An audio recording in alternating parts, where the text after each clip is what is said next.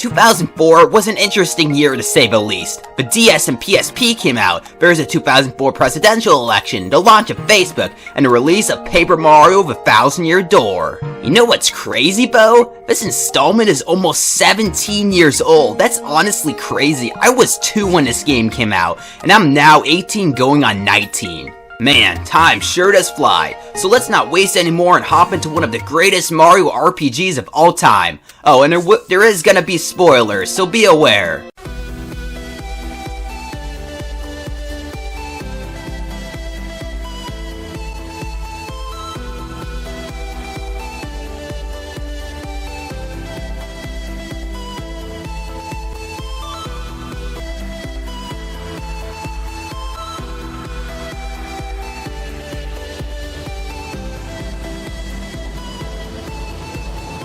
After popping the disc in the system and hitting the power, an opening cutscene plays. 1,000 years ago, there is a bustling city, but that city was met with a terrible fate. Time passed, and a new city was built on top of it hundreds of years later. However, it's rumored that below this new city named Rogueport lies a legendary treasure. Meanwhile, Peach is alone. I think we all know where this is going, don't we? Not yet though. A merchant asks Peach if she wants to buy something. She buys a magical chest with a lock that'll only open if someone noble and pure of heart touches it. Peach is somehow, I guess, and the chest opens and inside is the title screen! Sheesh, it's been way too long since I've played this. Well, actually, only like 3 years, but that's still too long. Also, I apologize for the really crappy footage.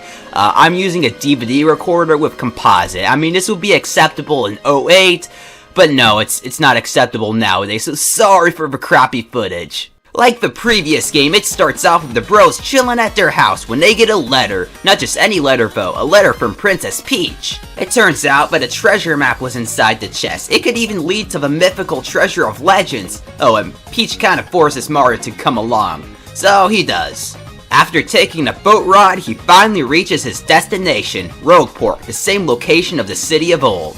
While he's about to climb the stairs off the docks, someone shows up. It's the first waifu. No, I can't take it. It's the first waifu of the game, Goombella. She's been asking around town about something called the Crystal Stars, which gets the attention of this guy. You know, it's a real good thing Mario's here right now, or she'd probably be a victim of human trafficking. Anyway, time for the first fight of the game. This guy's name is Lord Crump, pretty fitting as he's a complete pushover. Now, I don't think it's necessary for me to explain the gameplay since I did that in my last video, so instead I'll just explain some new aspects of the game. One major difference between the first Paper Mario and this is that in this game you actually start off with action commands and your hammer instead of having to wait. After you wipe the floor with him, he sends in the GameCube Test Demo Squad. Thankfully, you don't have to fight them, or even have to struggle to get away, and they don't even follow after you, which is nice. After getting away, Goombella introduces herself and gives Mario a little reward. No, not that, it's just a kiss, you creeps! Goombella's a college student. Oh, me too! She came to Rogueport to meet her college professor and look for the legendary treasure. Oh, and Peach got kidnapped. Go figure! Goombella then joins your party. She has the same abilities as Goombario did. She can tell Mario information, and in battle, she can do a head bonk attack, like Mario's jump. And I'm not gonna lie, she is super cute. Like seriously, she's probably my biggest Mario waifu after Bo and Melody Pianissima. After that, we reach the house of her college professor, Professor Frankly's house.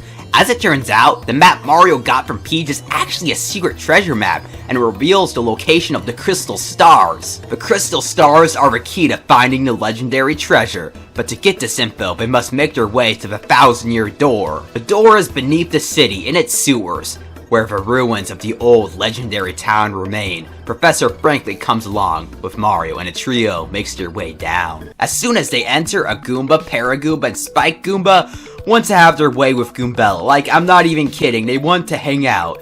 It still feels that way. I don't get it. Frankly is not a partner, unfortunately. Wish he was, but the two are enough to defeat the Goomba gang.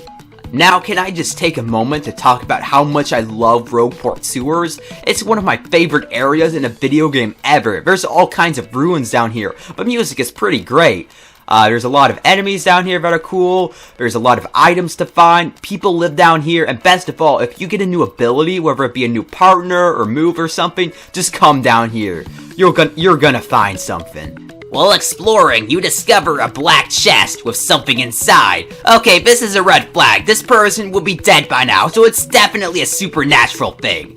But it asks us to find a key and free it, which you do. As the chest opens, it turns out to be an evil face paper thing that curses Mario with the lamest curse of all time. He gives him an ability to turn into a paper airplane to fly across gaps when he's on a paper airplane tile. This is some quality Paper Mario charm. Where it makes fun of itself, and it doesn't make any sense. With this newfound power, the giant ledge can be reached over, granting access to a giant room. The room of the 1,000-year door. Standing on a pedestal, the magic mat our plumber has glows, and a new power, Sweet Treat, is granted to Mario. One of the many star power moves throughout the game that work just like Star Spirits. This one restores some of Mario's HP and his partner's HP, as well as FP. Oh, and a new spot shows up on the mystical map. The spot shows the location of the first crystal star, Petal Meadows. Frankly, has always had a suspicion of the area, and even worse, he told Peach. And that isn't good, cause we all remember what almost happened to Goombella, so we better hurry up. Before we continue on, I think now will be a good time to mention some changes in gameplay from the first game. First, there's super guarding. If you have B right before an enemy hits you, you not only will take no damage, but the enemy will take damage. Your partner also has HP now instead of being stunned when it took damage like in the first Paper Mario. Then there's stylish commands. For instance, press A right before using a hammer attack and your SP will be slightly replenished. And lastly, and most importantly, is your audience. More and more crowd members come in the longer the battle has been going on, and they give applause to restore your SP. They can give you stuff and even hurt you. As you level up, the audience grows, and even more things can happen on stage and in the audience. These new additions really spice things up. Sometimes they can be annoying, but overall, I love them. Anyway, now that I've explained all that, back to the main story. There's a pipe that leads to Petal Meadows down in Rogueport Sewers, but there's no way to get to it. There is, however, a tentacle of a blooper. You whack it and it's time for a boss fight. After it's gone, some moving platforms appear, allowing the duo to get to the pipe. Right after reaching the other side, something appears in the sky. It's a dragon! Which is both scary and weird because frankly said that this place was peaceful. As we go on and fight enemies, we reach another town, Petalsburg.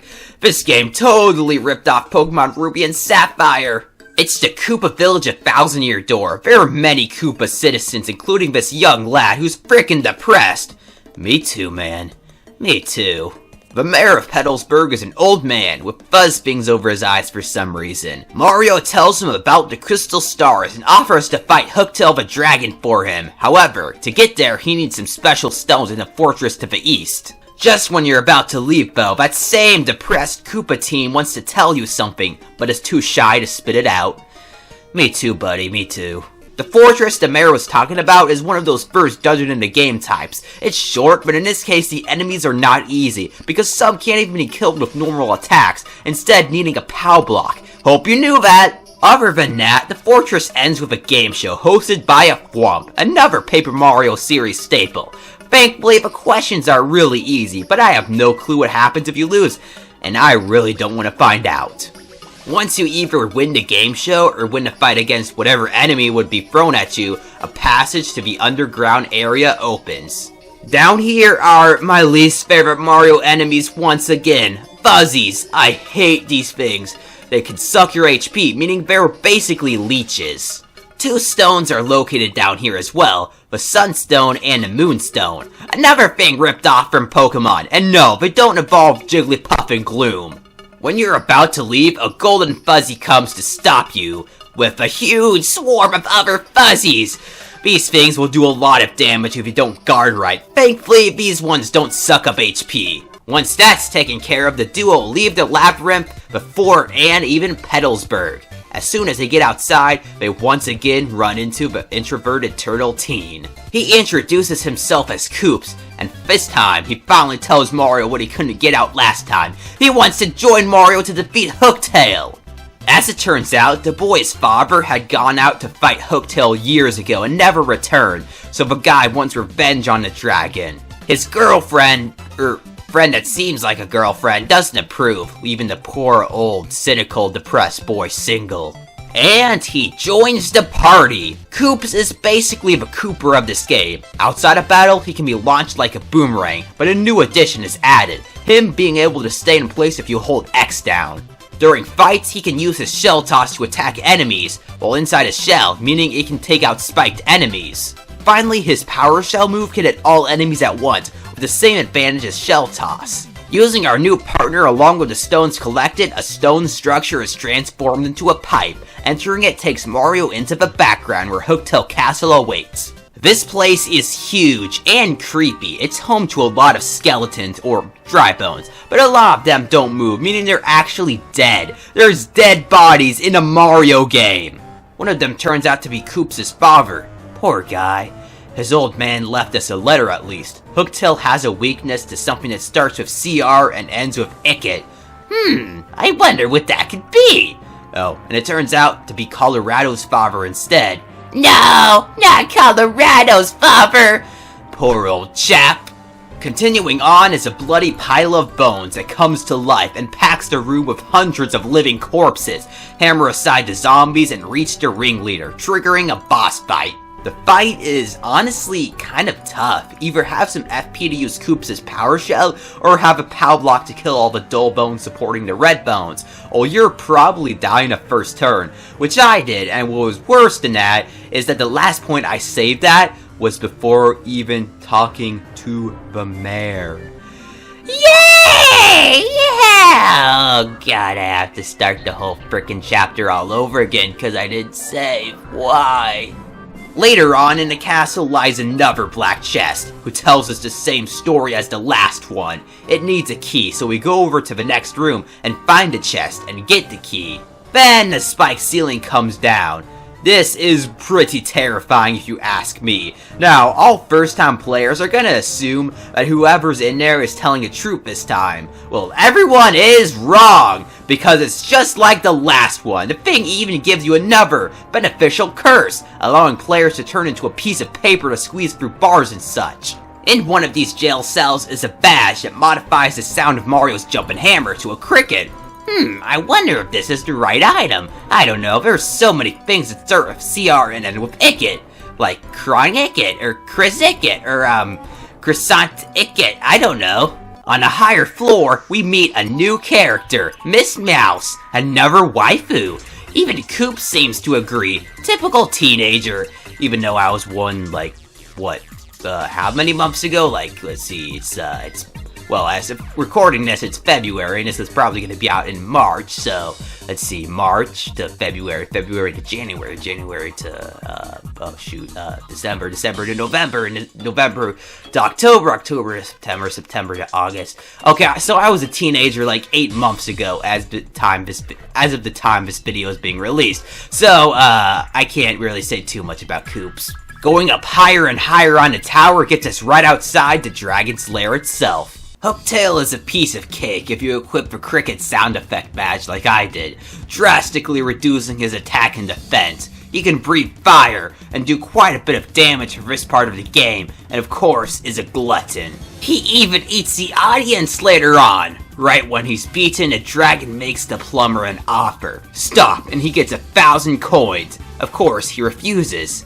because that many coins can't even be held. Then Hooktail changes the offer to a super rare badge, and even the opportunity to smell his feet. Thank God Mario doesn't have a foot fetish. Then the before mentioned eating of the audience takes place, only they're not dead, slipping out of Hooktail's jaws when attacked. This form is even easier than the first. I beat him in 2 turns. Unfortunately, I forgot to switch out to Koops so he could avenge his father. Oh well. Now, Hookio Tail regurgitates something. A Koopa? It's Koopa's father, of course, who somehow managed to stay alive in someone else's stomach for 10 years by hiding in a shell. How did he eat or drink? Guess he ate what came down Hooktail's throat. Also, wouldn't he get pooped out? Or how would he breathe? You know, I really don't want to think about this. The father and son reunite, and his dad even managed to save the crystal star, this one being called the Diamond Star. Mario gets it, learning Earth Tremor, having his SP increased by 1, and the chapter ends. At the same time, in the lair of the same people who managed to kidnap the princess, the leader of them named Grotus questions her. She accidentally tells him about Mario and how he has the map. Grotus sends out some of his minions, known as the Shadow Sirens, to deal with Mario. As for Peach, she's taken back to the room she's being held in. She goes into the other room available and takes a shower. Is this scene really necessary? I mean, it doesn't impact the story or anything. Oh well, I guess you could say there's implied nudity in a Mario game. Yay! As she puts her clothes back on and goes back to her room, a door opens to another room mysteriously. Inside, she meets a computer named Tech, who apparently is in love with Peach, but has no clue what love is. So the PC makes an offer to Peach. If she teaches him about love, she'll be allowed to contact Mario. She agrees, and Tech allows her to email all them, but Tech kinda just says he'll observe her. Kinda weird, and a little creepy. Meanwhile, Bowser is at his castle. Yes, not only does this game have Peach interludes, but Bowser ones as well. Kammy Koopa tells him about everything that's going on, Mario trying to collect the crystal stars, and how Peach has been kidnapped. Bowser is more angry about Peach getting kidnapped, so he goes along the Petal Meadows to see what's going on, not knowing that Mario has already left. You know, I love this game to death and all, but the inter-chapter periods can be kind of a chore at times, taking so long.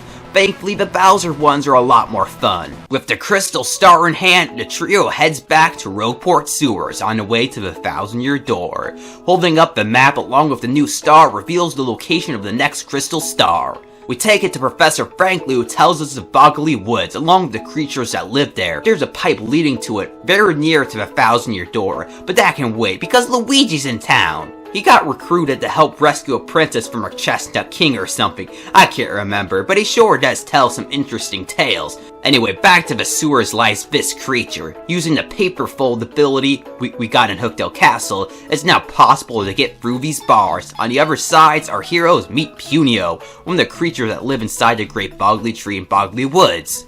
His species are known as Punies and are in danger because some jerks, known as X-Nauts, have come there looking for something while destroying everything in their way. Punio remembers the Elder talking about a crystal star or something. It's somewhere in a tree, so he offers to exchange it to us for help with the X-Nauts. He opens a secret path to the pipe, and it's off to Boggly Woods. As soon as they arrive, we meet the Shadow Sirens. They were sent to stop Mario, but thankfully one of them lost a sketch. Since none of them know what he looks like, we can just pass by no problem. Oh, and one of them found a necklace. I'm sure this won't be a crucial part of the story. Once you finally get to the tree, the entrance is sealed off by a door you can't open. There is a secret entrance, but it's invisible. We need the help of a wind spirit named Madame Flurry, living in the woods. Unfortunately, she lost her necklace, and when you get over there, she basically says she can't get out without it. Because apparently not having a necklace on makes you naked. Fun fact for you guys. I guess I go out naked every day. So you go back to where the sirens were before, and a boss fight begins because now they have the sketch. They can use magic, but thankfully don't have too much health. We get the necklace back and go back to Flurry's place, where we finally get to see what she looks like. Yeah, those are some nice boobs. Thank God I was smart enough to switch out party members whenever I played this when I was younger, or I probably wouldn't have this game anymore. This scene is just one big innuendo. I mean, seriously, how the hell did the game designers get away with Flurry's tits? Is she supposed to be wearing a sweater or something? I don't know. I feel uncomfortable right now. After that scene, Flurry joins the party. She can blow in the world, and in battle, she can still blow and pound enemies. Using this new power of a secret entrance of Boggly Tree can be revealed. Punio goes in first and opens the door for us. Inside, we meet some other Punies that tell Punio that all the other Punies have been taken prisoner, including his sister and the Elder, and they refuse to help us until we rescue the rest. Further up the tree is once again Miss Meows, who tells us some hints and makes Flurry jealous. Oh, and all the punies are found, but they're all locked in cages. You get the key for the Elder's cage first. She lectures Punio for hours and hours, and tells all the other punies that aren't in cages to help us. Now the game becomes a Pikmin ripoff for a little while. You use punies to push switches, fight jabbies, although they have no role in actual battle. These segments can be annoying though, especially when you lose one puny and have to go back for it. You even have to use Flurry's wind to make them move sometimes, and don't get me started when enemies come scaring them all away. You get a key later on, and use it to free all the punies, boosting your total to 101. Going on further for 105, Ed gets trapped in a cage by none other than Lord Crump. Mario uses his paper fold ability to escape, go down a pipe and memorize some pattern, and go back to another part of the tree and enter the same pattern, earning himself the super boots. These allow him to break wood panels, freeing all the punies. Finally, we reach the Crystal Star itself, but Lord Crump steals it for himself. Not only that, but the dude tries to blow up the tree by setting off a time bomb. So you have to chase him along with 5 minutes to do so. But if you want to know what's annoying about the segment, the timer doesn't stop when you pause the game. It doesn't even stop when the game's loading. So if you have to take a pee, just do it in your pants because you have no time to waste. We finally catch up to him, starting our rematch fight with him.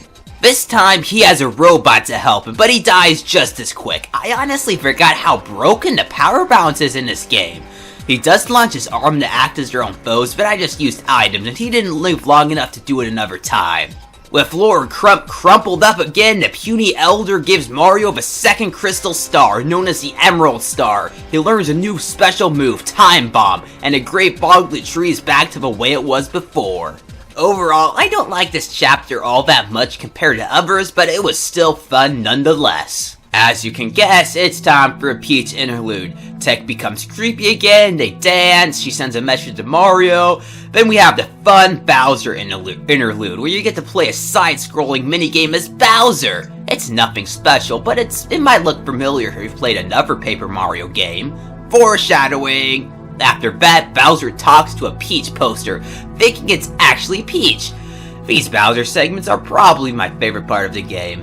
After taking this one to the 1,000-year door, the location of the next crystal star is revealed. It's Glitzville in the sky, and the only way to get up there is through the blimp. Unfortunately, the only person who knows anything about it is a mafia boss named Don Pinta.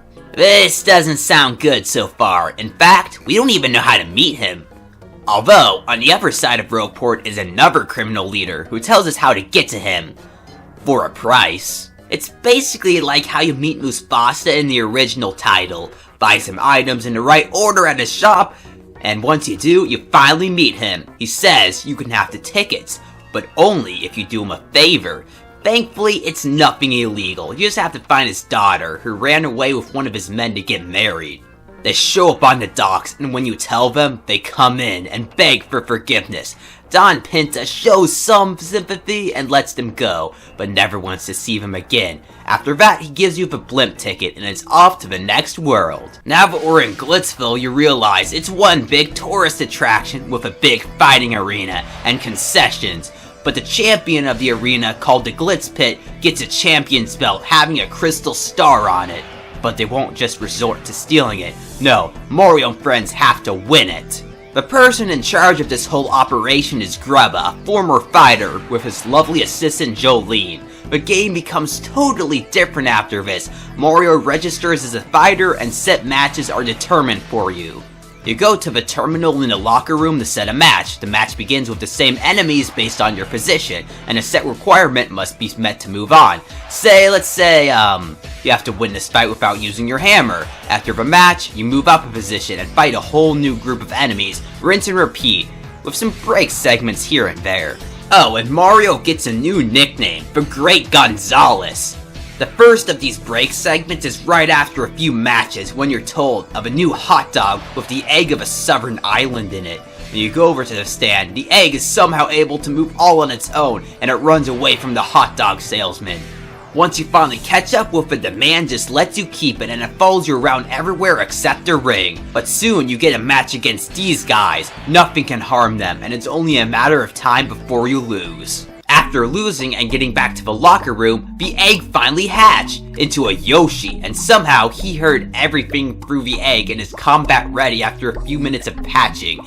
Anyway, you can name this Yoshi whatever you want. I think I'll go with Hot Dog because, frankly, I can't come up with anything else and I suck at naming things, including my Pokemon. Now, Yoshi is your next partner in the world. He can be ridden on to go faster, as well as being used to cross gaps your normal jump couldn't usually reach. In combat, he can ground pound and gulp up enemies, which as it turns out, is the Ironclad's weakness, granting us access to the next part of the chapter. Now that they're in the big leagues, things get more intense. Still nothing too bad though. You run into Rock Hawk, but find out some bad news. The crystal star on the belt is fake. Then you get a message from a mysterious person known as X. Who is this guy? X tells you to go to the watering hole, which turns out to be a juice shop, where they left a super hammer for us. This thing has the capabilities to destroy giant yellow blocks, which is exactly what X wants us to do in the locker room. Once it's destroyed, a secret room is uncovered, with a secret piece of paper, detailing information about the crystal stars, meaning the real one is in Glitzville after all. Jolene steals the paper from Mario, sending us back to square one. The upper class matches get more intense. The Ironclads rematch Mario illegally, resulting in the same result as last time. And even Bowser shows up, which is unexpected and honestly put into account how the next Bowser scene interlude goes. This doesn't make much sense. Soon after, we get more messages from X. Go to the telephone booth and find a key. Use the key to open a storage room and check inside. Now, we've heard some pretty strange noises come from the storage room. When we go inside, it's Miss Meowth again. She wasn't the one responsible, and Koops becomes my spirit animal. Going further up the air vents, we hear Grubba talk about peculiar stuff, like one of the fighters, King K, going missing, and then Mario starts to get threatening messages. There's also some cake left out for you twice. The first time, it's good cake, and the second, it's laced with poison that will leave your partner unable to battle for the next fight. But I always forget there's two of them, and I pass on the good cake, because oh well. After the fight right before the title match, we get another message from X. Go blow some posters, get a key, and go back to the storage room to open a locked door. Inside, Mario finds former fighters, King K and Bandy Andy. Andy tells us, don't go to the ring when no one's there. And right there, when you're about to leave, you see her. It's Jolene! Now it's time for the championship round against the champion himself, Rock Hawk. When leaving for the Glitz Pit, security takes our heroes to an abandoned locker room for some reason. Soon enough, they realize it's a setup. The great Gonzalez will be disqualified if he doesn't show up soon, but the door is locked with no way out, except to destroy the wall, enter another locker room, and flush yourself down the toilet. Like I said in Paper Mario 1, I flush in the toilet. Thankfully, there's no time limit, so no matter how much you dilly-dally, you're always gonna be right there on time. Let's fight the one, the only, Rock Hawk. It turns out that he was the one who locked us in the room and sent the cake, but not the one who sent all those threatening emails about the crystal stars. His moves are rough, especially this one, where he grabs a beam and shakes it down. It does a ton of damage to everyone in your party, plus the only way to get him down there is to use your Quake Hammer, or use a star move. You better hope you got that Quake Hammer badge in Chapter 2, or else you're kinda screwed. Anyway, if you have some good items, equip Quake Hammer, and use tons of FP moves, you can rock this Hawk like a high school jock. And with that, Mario becomes the Glitzville champion! But yeah, the belt doesn't have the crystal star, but a sound is heard in the other room. As X sends us an email, find the ghost. The noise is coming from the air vent. We go inside and find the source, Grubba. He has taken prisoner all the former stars and using the real crystal star to suck up their energy to become young and ultra powerful. Upon being discovered, Grubba runs off to the ring, and if you thought Rock Hawk was the boss, oh no, you haven't seen nothing yet, son. Using the power of the crystal, Grubba becomes a powerhouse. Not only does he have a lot of HP and powerful attacks, but he can build up his offense, making his attacks a lot more deadly. He can up his defense too, making your attacks pitiful. And worst of all, he can even increase the amount of attacks he gets per turn. Now that's just cheating. Grubba's a pretty satisfying boss all around, especially since you had to go through hell at times because of a condition he made you follow. Like, it's his fault I almost died from his Koopa Patrol because I couldn't use FP moves. I could have wrapped this up in like 3 turns, but no! I had to barely survive. This is payback, you scumbag! Now that Grubba's toast, Jolene comes in to tell us that she was, in fact, X. Years ago, her brother, the former Glitz Pit champion Prince Mush, came into the pit, and had disappeared long ago. She got a job as his assistant to investigate and soon discover his secret. Jolene knew that she couldn't defeat Grubba alone, so she tried to get Mario to help her, which he did. But actually, the scumbag had killed Prince Mush, or at least quote-unquote made him disappear. Man, Grubba really is a scumbag, but since he used a crystal star to make him disappear in the first place, Jolene wishing him back restores him. With the siblings reunited, they happily give us the Garnet Star, so something like this would never happen again. We learn a new special move too, Power Lift, and Chapter 3 is over. Then there's a Peach scene where Tech dresses her up like an X-Knock to figure out the X-Knocks that the X-Knocks are trying to take over the world, and she messages Mario. Oh, and there's the thing I said earlier with the fight with Bowser not making much sense, because if you knew he was in Glitzville, then why are you back in Boggly Woods? Wouldn't he show up at Glitzville instead of retracing your tracks all the way back here? I don't know why, but the Glitzville fight with Bowser seems like it wasn't originally meant to be there, and it was added later on. I don't know. Anyway, then there's an epic Hag versus Hag moment with Bowser as a spectator, and of course the Elder tells them that Mario already has the Crystal Star, granting us some prime meme material. Following a return to the Thousand-Year Door once again, the location of the 4th Crystal Star is shown to be in Twilight Town. There's a pipe leading down there in Rogueport Sewers, but it regurgitates us, so the crew have to find a resident living in Toad Town who writes their names on their butts for some reason. Finally, we can get to Twilight Town. As the name implies, the place is always dark and creepy. What makes it worse is that the town is cursed. As the mayor tells us, a strange being in a steeple deep in the woods has slowly been turning all the villagers into pigs every time the steeple bell rings. Not only that, but this being has a CS. With this dual purpose, the party head out into the woods. Just outside the entrance through is a log we can't get under and a key. This key opens a storeroom in an item shop with a very emotional woman whose husband got turned into a swine. Inside the storeroom is, guess what? Another black chest. Guess what's inside this one? That's right, another chest demon, who gives out a nice curse, allowing players to turn into a paper tube and get under the log. The woods are kind of spooky. The enemies are terrifying, since they can change their attacks. And Amazing Daisies are the frickin' devil. At the end of the woods is finally Creepy Steeple, which is spooky.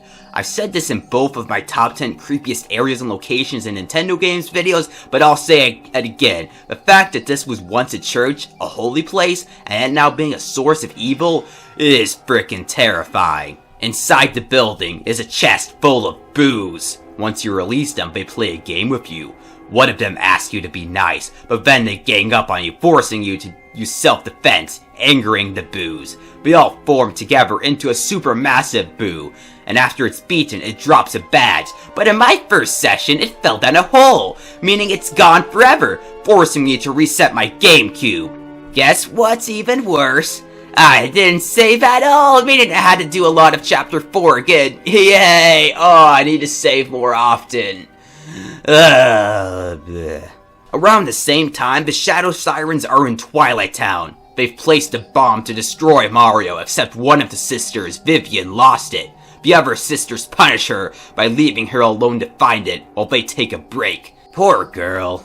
Back to the gameplay. Now the steeple becomes fairly easy. Just hit some switches, get this key, hit some more switches, and get to this locked door next to a stained glass painting. Inside is my favorite character, Dupless. He's a bedsheet ghost that's responsible for turning villagers into pigs, but not out of evilness, no, just for a practical joke. He can copy Mario's abilities and use his moves against him, but that was cheap and just spam power bounce and multi-block to beat him in like 3 turns. I need to stop being cheap. With Dupless's dirty laundry, the crystal star is ours, and Mario looks kinda weird. Huh, it's definitely a weird glitch to have. Wait, what's this? Why are we a shadow? That's right, Bed Boy stole Mario's body and name too for some reason. You have no partners and have to leave alone since Fako and them have already left. The walk back to Twilight Town by your lonesome is probably the hardest part of the game. After maybe the final boss, the enemies can easily gang up on anyone playing this. The Amazing Daisies can put Mario to sleep for a turn or so, or actually a lot more than that. And with no partner, you're just a sitting duck with these Hyper Goombas, and they can do so much damage when they charge up their attacks. There's a good chance Mario will be asleep by the time they release them, and it'll do around 20 damage altogether. And at this point in the game, you have like 30 HP, so you could very easily die. Once back in Twilight Town, you run into the freak who says the only way to defeat him is to say his true name. Oh yeah, I kind of spoiled Dupless's name earlier. It hasn't been revealed up to this point, so sorry. You can't even guess his real name since the lowercase p isn't available for selection. So even if you know the name, there's nothing you can do. Back in town, everyone has fallen for the fakester, thinking he's the real Big M. Even his partners don't figure him out, although they do suspect something's wrong. There's no one to turn to, but a former enemy. Vivian is still looking for the bomb, but Mario offers to help. Now, she doesn't recognize Mario because he's a shadow, so she accepts the offer. Unfortunately, the bomb is beyond repair, and the poor girl doesn't want any more abuse. So after Shadio tells her his woes, she joins the party. In the field, she can make Mario disappear like Bo from the original, and for her main attack, she can punch enemies with a fiery fist. One of the crow's nests actually gives us a clue. There's someone who knows about Dupless and his name, who got locked up inside of Creepy Steeple, so Vivian and Mario head back out there to reclaim his name. Inside the church, using Vivian's power, we find a treasure chest with the letter P along with a parrot who got locked up in here, who blurts out his name. Do you know what this means now? More backtracking! Upon returning to Twilight Town once again, you've got to spell his name right, causing him to lose most of his power, although not enough to reverse things completely, and he runs back to Creepy Steeple. Guess what? Even more backtracking! That's like the 4th time you have to cross the woods to get back and forth. I still really like this chapter though, it's probably my 2nd favorite overall, but yeah, I hate the backtracking. In the same spot where the first fight took place, another takes place. And this time, we have to fight our partner alongside ourselves. And to make matters worse, after Vivian finds out who Mario really is, she ditches you, at least for a few turns. It's not recommended trying to defeat your partner, because if you do, another one takes their place, and there's not any star points in it for you, so just focus on dupe. And can I just say, I love this music right here. It's a modern version of an organ tune. The whole you versus yourself aspect and having used a lot of strategy really make this boss fight awesome. Now the magic has faded, causing things to go back to the way they were. Dupless becomes a Charlie Brown ghost again, and Mario gets his name and body back. All of his partners, in my opinion, don't apologize nearly enough. I mean, at least they say they're sorry. But they don't give him a hug or anything or say sorry more sincerely. Oh, and Vivian permanently joins the party. Another crystal star is collected, teaching the special move Art Attack, concluding this awesome chapter. Meanwhile, Peach plays a quiz game with Tech and finds out the X-Naught's true motive: to resurrect the demon behind the 1,000-year door. Yes, it turns out that the legendary treasure is in fact the monster that destroyed the city of Old. Bowser also has a moment where he tries to get back in Glitzville but falls in the ocean and torches Kammy Koopa for presuming he had fun, which is actually really relatable. It's after Chapter 4 that a new job shows up at the Help Center with an unknown poster. They tell you to meet them at the top of Zest's house, and lo and behold, it's Miss Meowth. She tells of a rare badge inside Hooktail's lair in the same room you defeated him, but she couldn't find it, but heard that wind is the secret. We set off back to Hooktail's castle again. At this point, the enemies are so weak, they don't give any worthwhile experience, but they can still be really annoying. In Hooktail's room, a strange spot is found. Using Flurry's wind, the thing gets blown right off, revealing a chest. The chest holds the badge Miss Meowth wanted, and when you take it back to her, you get the best reward ever. She joins your party. Inside the battle, she can steal items from enemies, with her basic attack being like bows from the first game. Best of all, the GameCube's controller is so much more durable, so I don't have to worry about my stick breaking. Yay! In the main world, she can sense secrets nearby, which isn't nearly as useful as you may think, because you constantly forget you have her. Miss Meowth is an optional party member though, so if you don't like her, I don't know why you wouldn't.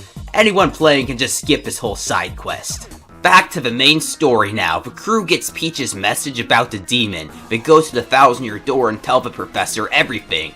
Now you think, at this point, collecting the crystal stars might not be such a good idea, but you still have to. See, 1,000 years ago, heroes came and used the crystal stars created by the demon to seal her away, or at least her physical form, leaving only her soul remaining. They trapped her in a coffin, and then sealed it away in the most ancient of cities behind the 1,000-year door. And it's called that because that's how long the seal will last. And it just so happens that the year this game takes place is the year the seal breaks. Maybe it's 2020, or maybe 2021, I don't know. I'm actually writing the script right now in 2020, and I'm voicing it over right now in 2021, so, I can say that, yeah, 2021 sucks. So yeah, we have to collect all the CSs to defeat the demon like the heroes of old, and the next one is on Keyhole Key. The key is supposedly haunted by the dead Pirate King Cortez. Wait, you mean this guy? Doesn't seem too scary to me, but he was a terrible person, so maybe I can give him payback. Anyway, no ship dares to sail there, plus there's dangerous conditions, and of course we have no ship. But there is a financer who's stupid enough to pay for the trip, Flavio, wanting romance, thrills, emotion, and more money. The abstract art figure gets a boat for us, but there's still the problem of no navigator. The only one living in Rowport is a legendary master of the sea, Admiral Bobbery, or as I used to call him, Emil Bobby. When you go to his house, he kicks you out, saying he doesn't sail the seas anymore. There's a story behind this told by the guy at the inn bar. Long ago, Bobbery had a wife named Scarlet. They were madly in love, even though he was away for long periods of time in the ocean. One day while he was away, Scarlet grew a fever. She got severely ill and passed away. Bobbery blamed himself for not being there and swore to never go out on the water ever again. Unknown to the bomb, a letter was written by Scarlet that never got to him because she gave it to the guy at the bar, and the dude never had the courage to give it to him. So you do just that. The letter she wrote tells that in case she passed away, not to give up both loves of his life. You're one with the sea as you're one with me.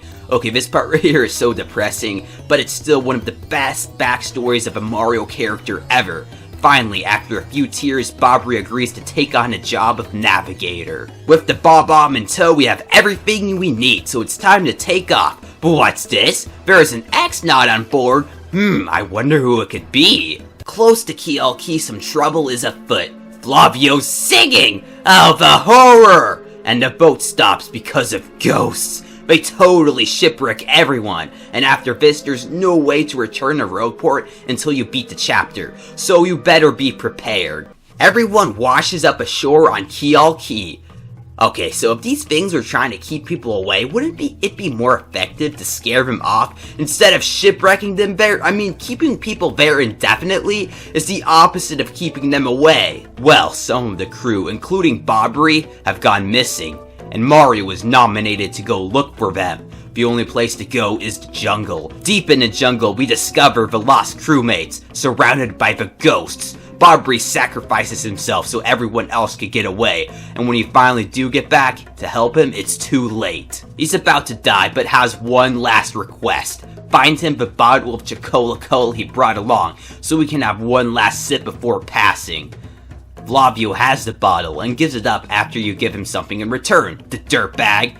He takes one last sip of it, and then drifts off to his eternal sleep. At least that's what you'd think, because after a wake-up call, Bobbery becomes the 7th and final member, or 6th if you skip Miss Meowth. He harnesses the most awesome power of all, the power of explosions! He can blow up walls, enemies, and set off time bombs that aren't really useful at all, but he's my favorite party member in Thousand Year Door, and is the main reason why Chapter 5 is my favorite chapter. Near to where Bobbery was is a cliff, with mysterious statues and a skull-shaped hole. I wonder, where have we seen something like that? Back at camp, Flavio temporarily joins your party to go investigate, and no, he's not a playable character, although there is a glitch you can do, and where basically you have to do something with Miss Meowth or something to open a shortcut to key earlier in the game. And then basically you get him and you can leave. You can go to the next chapter through another warp zone, and you can have him as a permanent party member, and he'll even show up in the final boss, which is kind of cool. Once at the cliff, he lends Mario his skull gem, allowing him to solve a puzzle which opens a secret cave entrance, and Flavio heads back to camp. Hopefully he doesn't get killed. Inside the cave lies Pirate's Grotto, full of old ships, death traps, spooky messages, and worst of all for a paper being, water!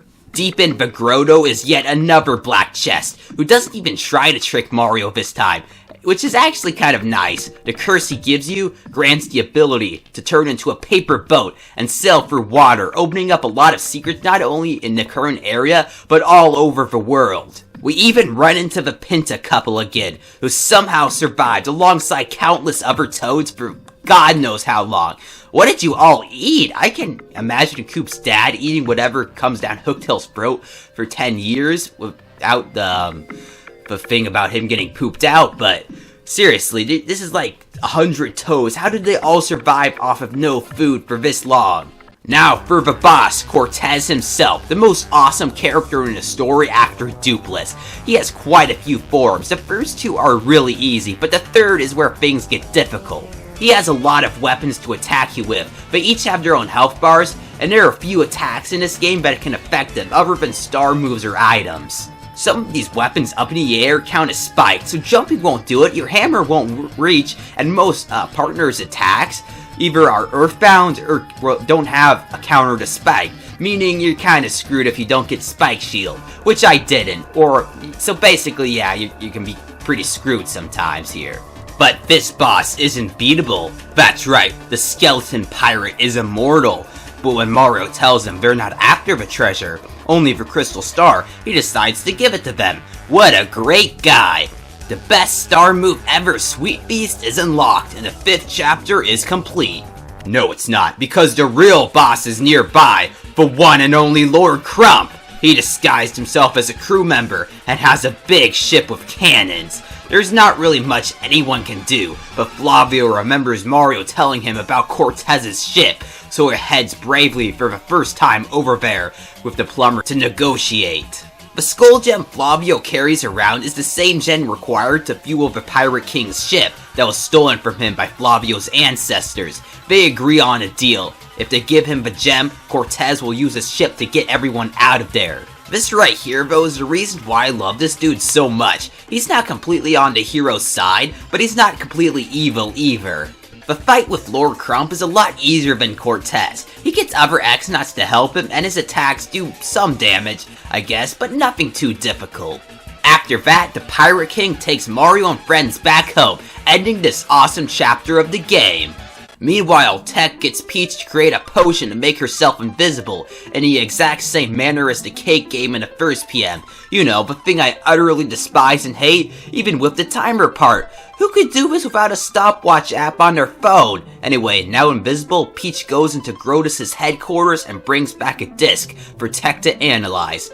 Thank God that's over. Oh, and now we have the best and most funny part of the game, where Bowser and Lord Crump meet in an epic crossover, but ends in a frickin' explosion of the super bomb Vivian left behind. Like, this is honestly the funniest part of the game. Now to the 1,000-Year Door, a new spot on our map, and Professor Frankly tells us of Poshley Heights. The only way there is through the Access Express. No monsters or dungeons either, just a relaxing vacation. The only problem is the price, so we need to join the Mafia again. Don Pinta is morbidly depressed because he misses his daughter, so guess what? You have to go back to Kialki. Yay! And have to hear his former employee, Frankie, say I love you to his wife 100 times. You actually have to do that, I'm dead serious, and find a wedding ring, which isn't hard to find at all. After that, the couple return to Rogueport, overcome with joy. Don Pinta puts Frankie in charge of the mob from now on, and he retires. But just before he does, he gives Mario a ticket to the Excess Express. You know, I never realized I was actually helping the head of basically the Rogueport Mafia until now. However, just when you're about to leave for the train, one of the Shadow Sirens comes and threatens us. This chapter is a lot of people's favorites as well. I really like it too. You know, there's not really any bad chapters in this game. I mean, chapter 2 isn't my favorite, but it's not bad. Anyway, the thing about this train that makes it unique is that there's not a lot of fights, but instead it's like a mystery game. First, there's this threatening note about a sticky yummy fate. Then you meet this penguin named Pennington, who's a detective, and help him solve a case of a missing pot of stew. And after that, you get a rich bomb kid what he really wants for his birthday, an autograph from the engineer. There's also a ghost on board, who can't rest in peace until his diary is destroyed, leaving you to do it for him. But if you read it before returning it to him, you actually get a game over, which is pretty funny. The next day, things get bad. A businessman's briefcase has been stolen. Inside is a new secret syrup. This syrup can raise the dead, but what he thinks is more dangerous for some reason is that if a seashell and some gold are added in, it explodes, like the note said it would happen. Okay, I know a syrup explosion is bad, but I'd be more concerned about it being used to bring back the dead.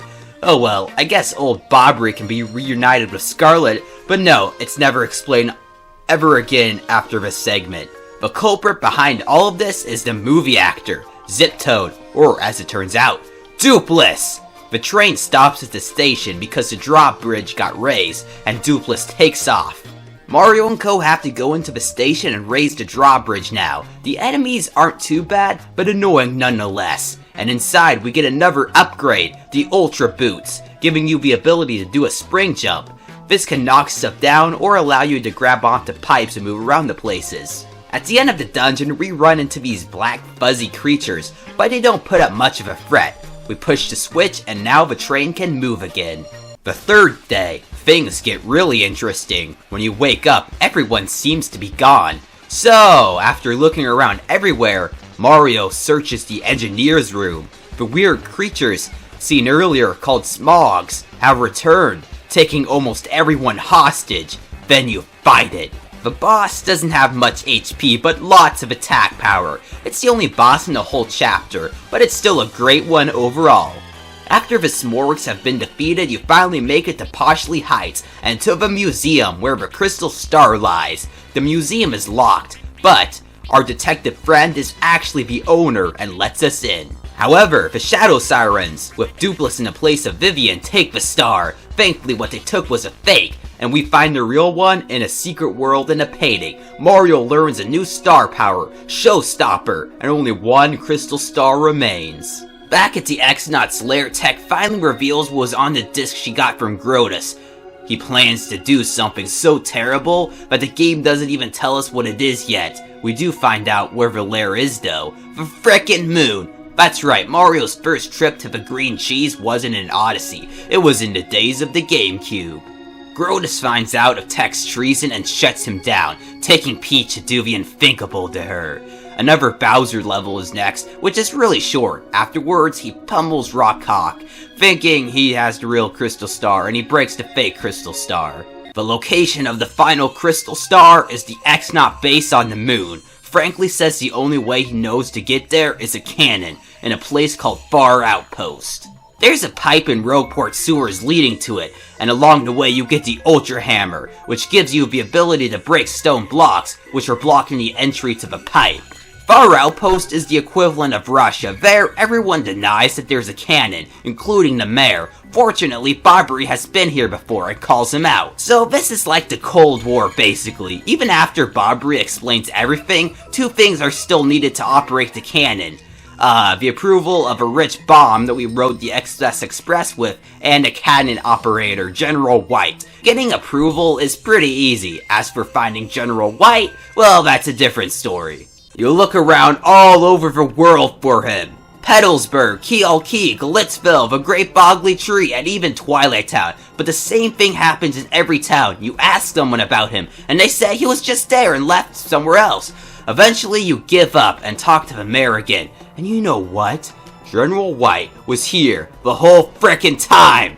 What was the point of this whole scene? I'm sorry, I love this game to death, but this part really just pisses me off. Well, now that we've located General White, the cannon is now ready, and the next scene is sweet. The scale of it is way bigger than you'd ever guess, and all the bombs getting in it just really pumps me up. The cannon is even bomb powered, and a blast from it shoots Mario to the moon without killing him somehow.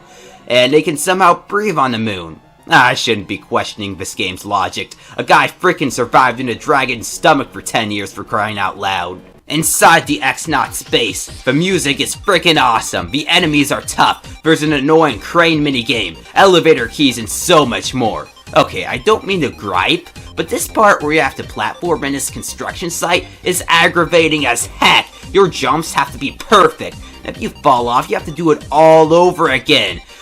You even have to do it twice, once to get the card and another to get to the door. Ugh, so glad I got that over with. On the other side is Lord Crump, in our fourth and final battle. Like in a Great Bogley Tree, Crump uses a robot again, but this time much more powerful. And this fight usually isn't that hard, but literally everything went wrong for me during this fight. I couldn't get my action commands right. The smoke screen on stage made all of my attacks miss, but Crump hit me with perfect accuracy. Even Bobbery got confused. I tried to switch out, but he blew up Mario instead. At least he holds the final crystal star, giving Mario the final star move, Supernova, which is OP as hell. It does 15 damage to all enemies at max power, which sounds pitiful if you've played a lot of other RPGs, but Mario's basic attacks at full damage without using FP do like 6 damage, so it's fantastic. Oh, and Bowser runs into Peggington. These Bowser scenes are pretty funny to be honest, but they're kind of hard to sum up, so play the game yourself or watch some videos about them. Somehow though, this Paragooba found out about Mario getting the final crystal star, even though he's on the frickin' moon. He hasn't even been able to leave yet, so I'll just let someone else explain that. With every CS in hand, it's time to finally open the 1,000-year door. One problem though, how are we gonna get back? Mario probably should have thought about this before he decided to be launched here. Thankfully, Tex saves the day. He uses the last of his energy to activate a teleporter back to Rogueport sewers. Right outside is Professor Frankly. The Goomba has bad news. Somehow, someway, Grodus managed to get into the 1,000-year door, and we must immediately follow him in. Now is the time to get all the final prep stuff done, because it gets harder from this point on. By the time the heroes get to the door, it's still sealed shut, which raises some questions. Mario holds the stars up, breaking the seal, the door opens, and it's time for the final chapter. Behold, for it is the lost city of legend. The enemies are really strong, and the place has so many areas. One of them can make a whole chapter on their own.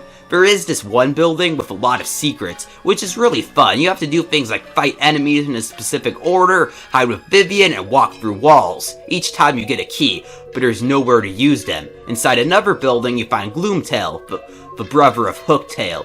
His attacks are strong, with me almost getting a game over. Once he's dead, the treasure chest contains a star stone. When you leave the building, we run into the Shadow Sirens again, with Douglas. They aren't too much trouble, and in the words of the great Sugar Conroy, Bob-omb blast in the ass.